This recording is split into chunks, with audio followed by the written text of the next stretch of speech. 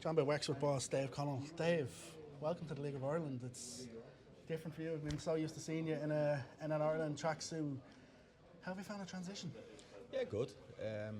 Players and the staff and all the people involved in the club have been very welcoming. So looking forward to it. It's a new challenge. You've sort of had to go for the first time in a long time from looking at players to come in and picking the best available to you to having to go and reach out and sign players. How have you found that whole transition of going and searching for players within the league? Yeah, a lot of it is probably similar, but obviously trying to get players in is always difficult.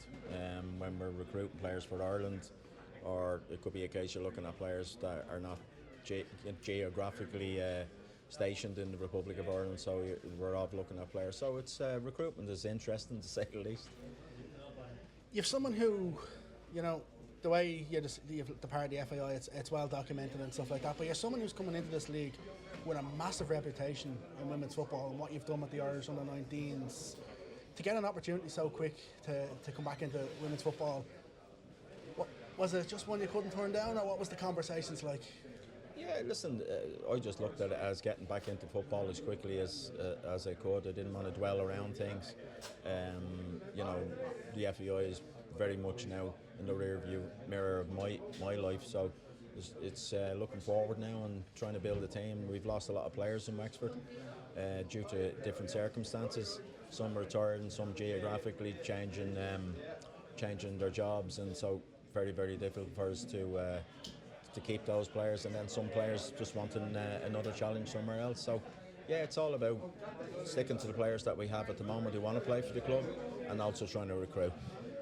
Probably the one to highlight is Ella Malloy, the fact that she was signed back and then made the decision to depart.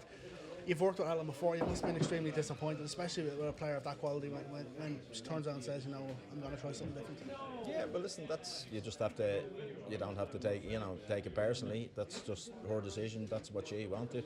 So as I said earlier, we just want to concentrate on working with the players that want to be in the club, so we move on. Starting to use this network of yours a little bit now with players. We've seen Emma Bucci, who would have played under you with Ireland. Megan Smith-Lynch would have been someone you'd have worked with. Obviously, she's now relocated for work. But you're bringing in players who you've worked with before. Is that something you're looking at because you know the players already? Yeah, well, Megan obviously brings a wealth of experience with Shelbourne and Peamount. Won leagues, won cups. Will bring that experience to not only to the pitch but to the dressing room as well. Emma is an exciting player. She was a little bit unfortunate when she was with us with the 19s with COVID. Then she did her ACL. Then she came back probably a little bit too soon in terms of the international football, but is really, really impressive in training. I think she'll be a big player in the league this year. You've watched a lot of football within this league over the last number of years. How would you assess where the league is at when you're coming into it? Yeah, listen, it's very competitive. There's a lot more teams now competing for league titles, cups. We've seen that over the last couple of years. Athlone have come strong over the last couple of years. They're the benchmark, if you want to say that. Shelbourne have always been there or thereabouts. James has gone into Rovers. They'll probably fancy their chances. Phil has done a great job in Galway, just signed a 2-year. Peamount have a lot of good players. It'll be the usual suspects, so and then hopefully we can get ourselves into the mix as well. Considering it was a couple of years since Wexford won their last trophy, winning the All-Ireland Cup last year, it's given you, while you've lost players, it's still given you a very good foundation to build upon to sort of progress again and look to even push on again. Yeah, listen, I thought Sean and the backroom team down there did a great job last season, winning a cup, getting fourth in the league, and obviously the previous season was fourth in the league as well. That's nothing to be sneezed at. So yeah, it's a good platform for us to build on, and something that we hope that we can do. What expectation have you set for yourself this year? Be competitive, be really, really difficult to beat, and be hopefully in the business end of the table and have a good run in a cup or two. But you know, listen, I'm sure the other clubs are hoping for the same, so it's going to be difficult. It's now week-to-week management instead of over camps or over shorter periods of time.